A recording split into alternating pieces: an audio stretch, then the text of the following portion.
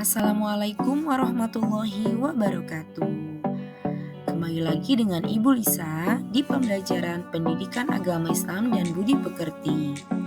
Pada video ini, Ibu Lisa akan menerangkan tentang bab 4 hukum halal dan haram di kelas 6.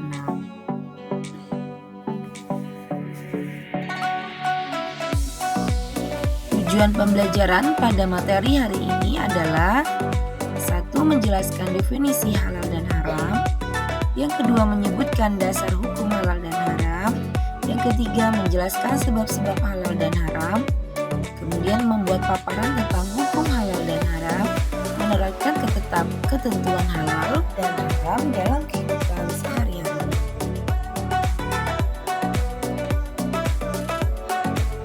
Ayo anak-anak, coba tebak, mana di sini gambar yang menunjukkan makanan halal dan haram. Nah, ada gambar di sini susu, ya.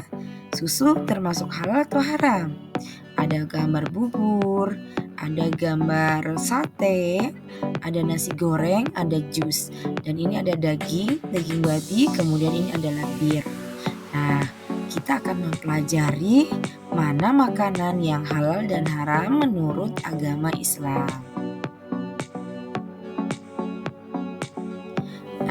Sebelum kita mengetahui makanan dan minuman yang halal atau haram, kita harus mengerti definisi halal. Apa sih arti halal?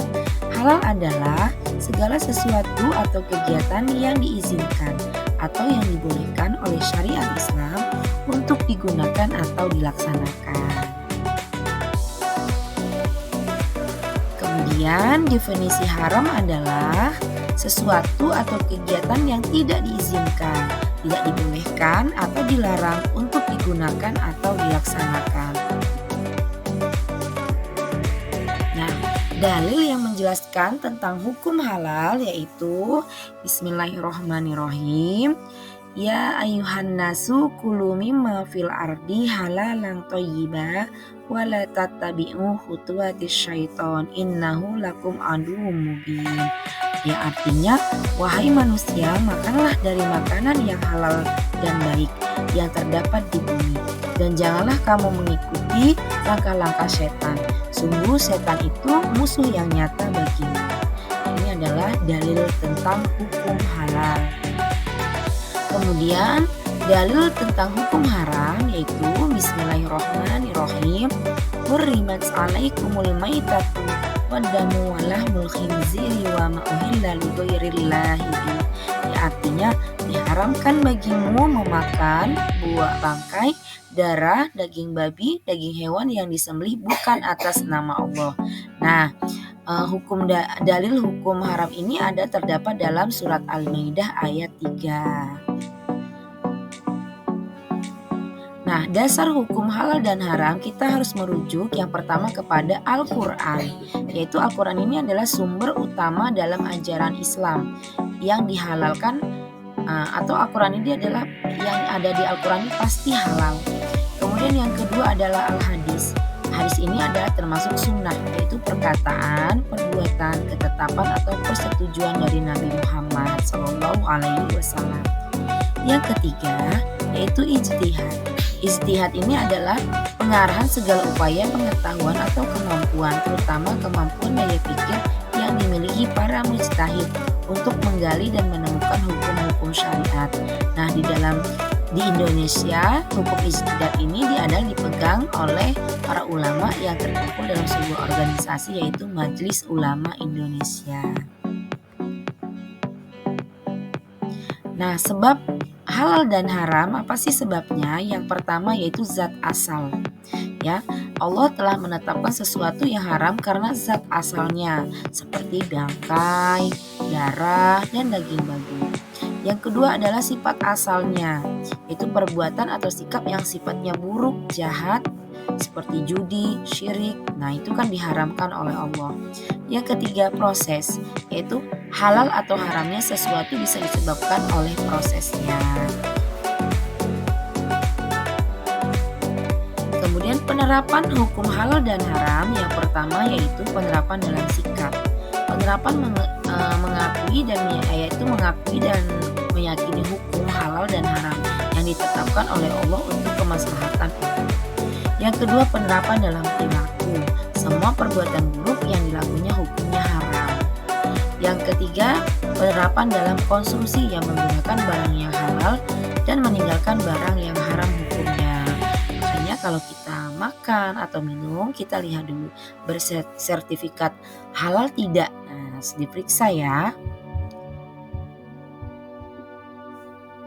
Nah, di sini Ibu akan menjelaskan ciri-ciri makanan dan minuman yang halal. Nah, ciri-cirinya yang pertama itu adalah tidak mengandung bahan-bahan yang diharamkan seperti daging babi, darah, bangkai, dan alkohol.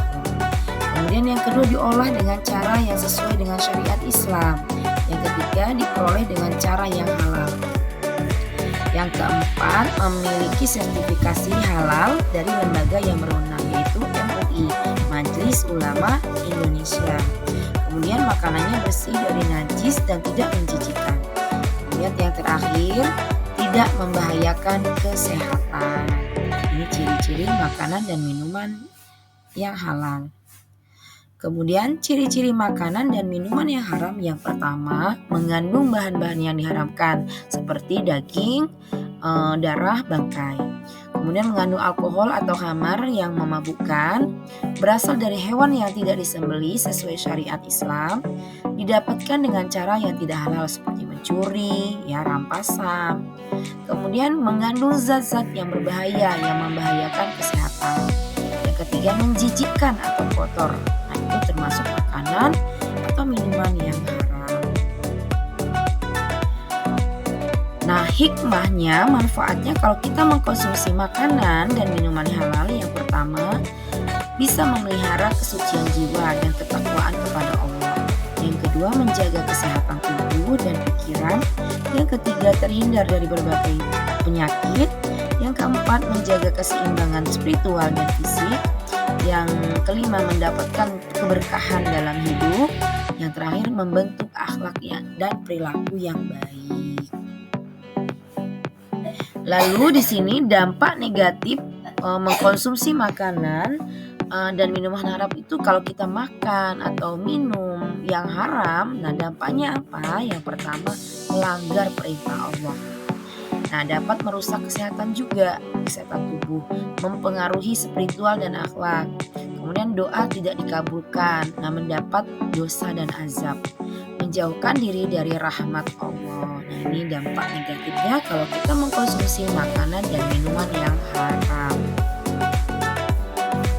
Nah, anak-anak, kesimpulannya dalam mempelajari bab ini adalah mempelajari hukum halal dan haram adalah fundamental bagi muslim, karena ini adalah perintah agama yang memandu mereka pada kehidupan yang diridhoi Allah, menjaga mereka dari keburukan serta membawa keberkahan dunia dan akhirat. Nah, ketentuan ini harus bersumber dari Al-Quran dan Sunnah, bukan sekedar asumsi pribadi yang bertujuan untuk melindungi umat Islam dari bahaya, sekaligus membimbing mereka pada konsumsi yang baik dan diridhoi oleh Allah. Baik anak-anak, sekian video pembelajaran pada hari ini. Terima kasih, sampai jumpa di video Ibu Lisa selanjutnya. Wassalamualaikum warahmatullahi wabarakatuh.